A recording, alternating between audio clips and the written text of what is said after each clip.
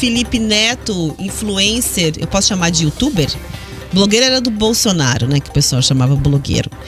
Youtuber, influencer, Felipe Neto, aí como você queira, agora é parte do governo, tem um assessoramento direto aí, né? Isso porque o governo Lula criou um grupo de trabalho para combater discurso de ódio e extremismo. Quem vai ser presidente aí deste grupo é a ex-deputada federal Manuela Dávila, e o Felipe Neto será então, portanto, um assessor, digamos assim, deste grupo, né? A portaria foi assinada pelo ministro dos Direitos Humanos, Silvio Almeida, publicada na edição de ontem do Diário Oficial da União. É uma equipe que tem o apoio de outras 5 pessoas ligadas ao Ministério dos Direitos Humanos e 24 pessoas da sociedade civil. Os coordenadores ainda esperam indicação de representantes da Advocacia Geral da União e dos Ministérios da Justiça e Segurança das Mulheres, Povos Indígenas, também da Secretaria de Comunicação da Presidência, outros nomes para compor aí este grupo de trabalho. Detalhe, não recebe nada. Tá? Nenhum integrante vai ser remunerado. Mas o nome do Felipe Neto já vinha gerando muita controvérsia e quando se fala do espectro político, certo? Era apoiador de Bolsonaro, o Riva me explicou melhor que era crítico a Dilma, né? Crítico ao PT, anti-PT. Ele era anti-PT. E agora faz o L, digamos assim, apoia Lula e, portanto, faz parte desse grupo não remunerado para falar aí sobre combate ao ódio nas redes sociais, também ao extremismo e tal. Muito bem, como a medida foi bastante polêmica, a gente ouviu aí deputados federais do Paraná para entender um pouco o que eles pensam sobre isso. Vamos começar com a opinião do Aliel Machado, do PV. Eu acho muito positivo essa iniciativa do governo de criar um grupo de trabalho para propor soluções contra os discursos de ódio.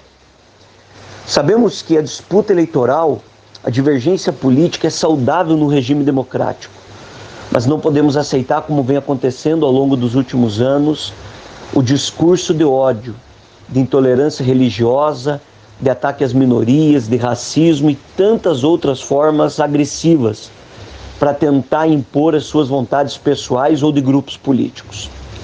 Importante destacar também que, apesar de termos alguns nomes nesse grupo de trabalho mais conhecidos, o grupo é muito mais amplo. É composto de pessoas da sociedade civil e ele tem como objetivo não determinar algo, mas de sugerir propostas para que o nosso país seja vanguarda e avance no combate ao discurso de ódio, às mentiras e tantas outras formas que agridem a nossa democracia e ferem as pessoas e os seus direitos. Como deputado federal aqui do estado do Paraná, respeitando todas as posições políticas, religiosas, opiniões, nós vamos acompanhar esse trabalho, vamos discutir as propostas que vierem desse grupo e vamos tentar avançar também com o apoio do Congresso Nacional.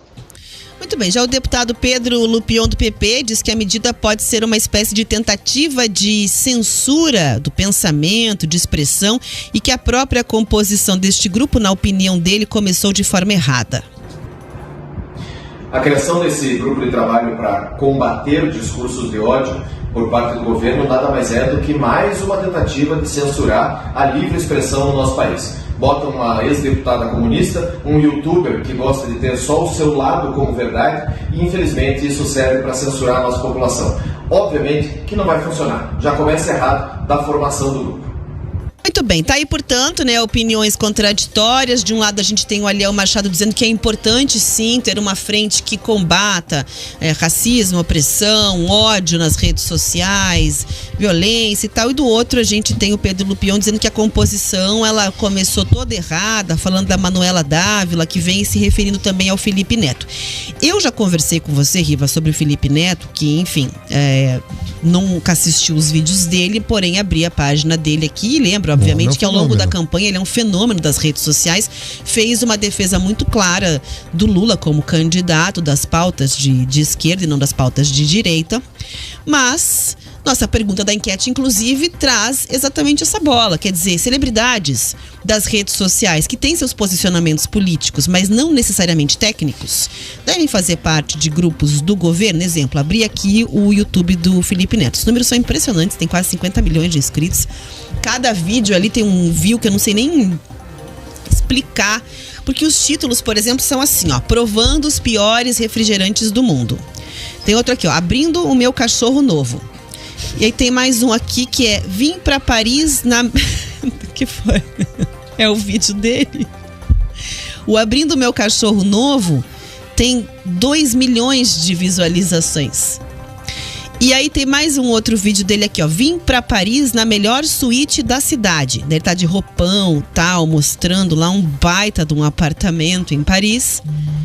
E aí a gente se pergunta, pode colaborar com o governo? É uma boa chamar uma celebridade de internet que tem uma posição política para fazer parte de grupos de trabalho de governo? Já vou passar a bola para o Riva, só quero dizer que você pode mandar a sua opinião também através das nossas redes sociais. Você entra lá em Jovem Pan Grupo RIC e vota na enquete. Estamos perguntando exatamente isso, Riva.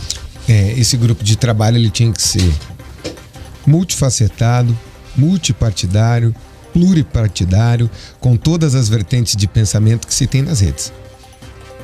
Porque senão vira caça às bruxas.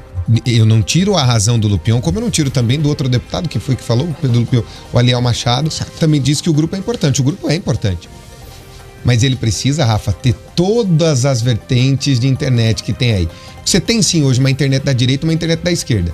Esse é o ponto, inclusive, do Felipe Neto, né? A direita com certeza está rejeitando muito. E a esquerda provavelmente tá amando tá e achando aplaudindo que é interessante, de pé a igreja. Porque ele tem um capital gigantesco ali, né? De pessoas, São fenômenos enorme na internet que não se repetem mais. Ele, Rezende, esse tipo de gente.